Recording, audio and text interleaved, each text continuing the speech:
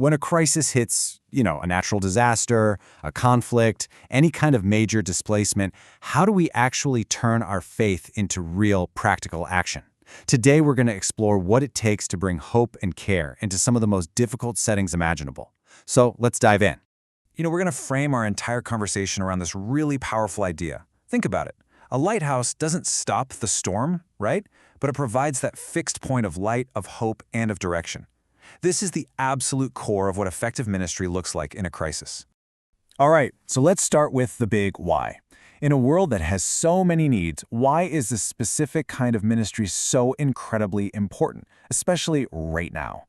Well, it really boils down to three huge things. First, it's about reflecting God's own heart for people who are hurting. It's an act of deep empathy. Second, it's a powerful witness to the world.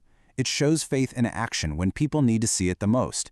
And finally, it's actually a transformative process for us, for believers. It shapes us to be more like Christ as we serve.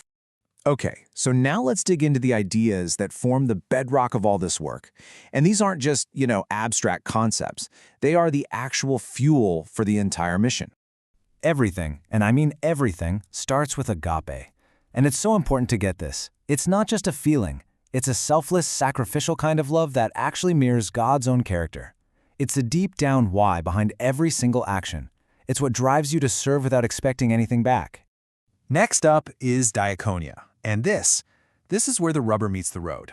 If agape is the why, diaconia is the how. It's the call to get your hands dirty, to provide tangible, practical service.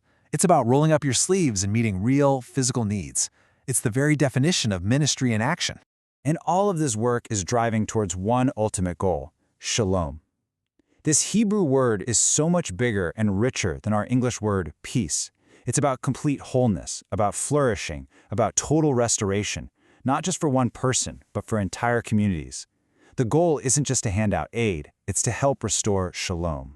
So with that foundation in place, let's get practical. Because here's the thing. Having a compassionate heart and good intentions, that's absolutely essential. But it's just not enough on its own. This is the million-dollar question, isn't it? How do we build that bridge from feeling compassion to actually making a competent, positive impact on the ground?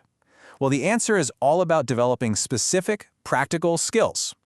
What I love about this is how it lays out such a clear path. It all starts with step 1. You have to assess the actual needs before you do anything. Then, step 2, provide trauma-informed care, which recognizes that you're dealing with emotional and spiritual wounds, not just physical ones. And it all comes together in step 3, building partnerships, because nobody and no group can do this work alone. And this quote from Corrie ten Boom, someone who knew unbelievable suffering, it just perfectly captures the spirit of this work. It's such a powerful reminder that our real impact is measured by what we give to others. Now let's talk about something that's crucial but often gets overlooked: the incredibly complex ethical challenges you face in humanitarian work. Serving with wisdom is every bit as important as serving with passion. Okay, this right here, this distinction can literally make or break an entire relief effort. On one side, you have the dependency model.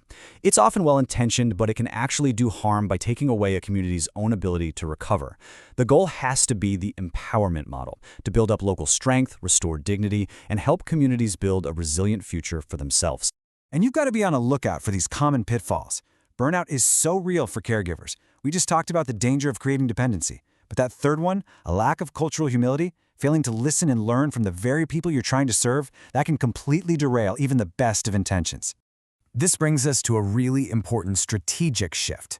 I mean, the initial crisis response is vital, of course, but what about the day after, or the year after that? Truly effective ministry has to think long-term. I love this concept of second-order thinking. It's basically the discipline of always asking, and then what? So, for example, handing out free food might solve an immediate problem. But, and then what? What does that do to the local shopkeeper's business? It's all about thinking through the ripple effects our actions will have 6 months down the line. And here's what that kind of thinking looks like in practice. It means your number one priority is training local leaders so the work can continue long after any outside help is gone. It means building those partnerships before a crisis ever hits.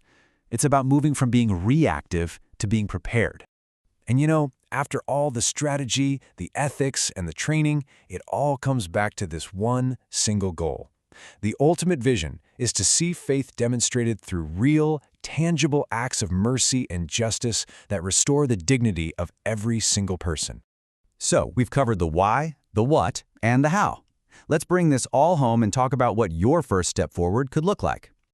And look, this isn't just for the experts. Your journey can start really simply. It starts with prayer. It might mean volunteering locally just to learn the ropes, or maybe starting a small project in your own community. But that last point, that's the one constant, the most important first step. Practice cultural humility.